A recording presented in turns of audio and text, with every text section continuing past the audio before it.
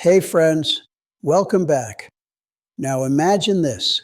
Millions of Ukrainians are freezing without power, and Trump is bragging about a very nice conversation with the dictator who's been waging war for the third year straight.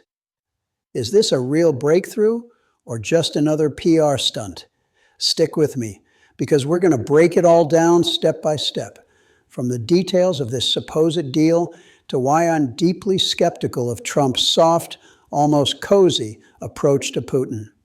And yes, we'll compare the temperatures, because it turns out this pause ends right before the real deep freeze hits. Ready? Let's dive in. First, let's set the scene. It's January 2026, and the war in Ukraine has been dragging on for nearly 4 years. Russia has been systematically bombing the energy grid, leaving millions without heat, light, or water. Then, on January 29th, during a cabinet meeting at the White House, Trump drops this bombshell, figuratively, of course. He says, "I personally asked President Putin not to fire on Kyiv and various towns and villages for a week, and he agreed to it." He blames it on the extreme cold, supposedly record-breaking freezes making the situation unbearable. He adds that this is very nice of Putin, and Ukrainians are very happy because they're fighting hard. Sounds like a heroic move, right? Trump casts himself as the peacemaker who stops the bombings with one phone call. But hold on, is it really that simple? Let's dig deeper, because I'm not buying these sweet words. Trump has always had a soft spot for Putin, calling him a smart guy and a genius, even after the annexation of Crimea or the invasion of Ukraine. This isn't new. Remember Helsinki in 2018, when Trump sided with Putin over his own intelligence agencies on election interference. Same vibe here. Gentle treatment of the aggressor, like their old golf buddies. Where are the tough sanctions or demands to withdraw troops? Instead, we get very nice. This isn't diplomacy. It's flirting with a dictator. Now, the Kremlin's reaction. The next day, January 30th, Putin spokesman Dmitry Peskov partially confirms Trump's words. He says Putin received a personal request from Trump and agreed to refrain from strikes on Kyiv until February 1st. That's only about 3 days, not the full week Trump claimed. Peskov adds it's to create favorable conditions for negotiations, but he doesn't mention other cities or specifically the energy infrastructure. He even dodges whether it covers only Kyiv or more broadly.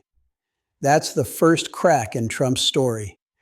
If Putin only agreed to 3 days for Kyiv, where's the week across all cities? It looks like Trump is exaggerating to play the hero. And on X, formerly Twitter, posts are already popping up about possible violations. One user says, the day after the energy truce announcement, Putin struck Ukraine again. Another journalist notes that Russians are learning about this from Trump, not Putin. This fuels my skepticism. If it's a real deal, why isn't the Kremlin bragging about it? Maybe because for Putin, it's not an agreement. It's a tactical pause to rearm. What about Ukraine? President Zelensky responded quickly, thanking the U.S. for the initiative, but with caution. He said this concerns strikes on energy specifically, and Ukraine is ready to act mirror-like. No hits on Russian oil refineries if Russia holds back. Zelensky doesn't confirm a full week or total absence of strikes, just energy. And crucially, overnight into January 30th, no major hits on energy were reported, but residential areas and logistics got shelled as usual. So any pause, if real, is very limited. Ukrainian analysts like Ilya Ponomarenko on X call it a PR move. Short pause before the peak of freezes, and Russia continues other strikes. I agree. This isn't a humanitarian gesture, it's manipulation. Trump praises Putin's niceness, but forgets Putin started this war, killing thousands of civilians. Where's the criticism? Where's the demand for reparations? Instead, gentleness that plays right into the Kremlin's hands. Now, the weather. Trump's central argument. He calls it record cold, extraordinary, like an apocalypse. But let's compare temperatures during the truce and after. According to Ukredhydromet Center and AccuWeather forecast for Kyiv, January 30th, daytime around -1°C, nighttime -9°C, possible snow. January 31st, daytime -10°C, nighttime -14°C, dry. February 1st, end of the Kremlin pause, daytime -12°C, nighttime -18°C. This is cold but not extreme for Ukraine. Average January in Kyiv is about -3°C to -6°C. Now the aftermath. February 2nd to 3rd is the peak. Nighttime -20 to -25°C in Kyiv, up to -27 to -30°C in northern regions. Daytime -15 to -22°C. From February 4th, it eases to -10 to -15°C. See the difference? The truce covers the start of the cold when temps are still moderate, -9 to -14°C, but ends right before the worst, -20 to -30°C. If the pause is only until February 1st, Russia could resume energy strikes from February 2nd, when the cold is deadliest. This isn't help, it's cruelty. Trump praises Putin for a week, but it's really 2 to 3 days, timed right before the peak. Why not extend it? Because this isn't about humanity. It's about negotiations where Ukraine is weak. My skepticism grows. Trump plays on emotions, but facts show this is a minimal gesture from the aggressor. Deeper into criticizing Trump's attitude toward Putin, I can't help but call out this tenderness. Trump has repeatedly called Putin a friend and strong leader. In 2022, at the start of the full-scale invasion, Trump said, "Genius how Putin declared a peacekeeping operation." Genius when children die? These aren't just words. They're a signal to the Kremlin that the U.S. won't get tough. Now in 2026, Trump is back, personally asking, like Putin is a reasonable guy who'll listen.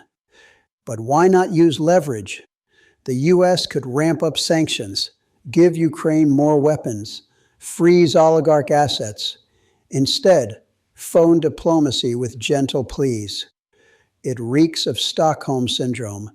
Trump praises the aggressor for temporarily not hitting. Remember 2019, when Trump withheld Ukraine aid, demanding a favor on Biden. That led to impeachment. Now back in the White House, his first big move praises Putin. This isn't about peace, it's about ego. On X, users write, "Trump stands aside while Putin kills in Donbass." Or, "He could stop Putin with sanctions, but makes excuses." I agree. It's weakness dressed as PR. Historical context. Trump and Putin have a bromance story.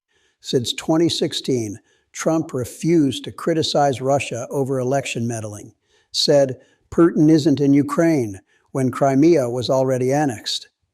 In his first term, he pressured Ukraine not to resist and floated peace plans where Ukraine cedes territory.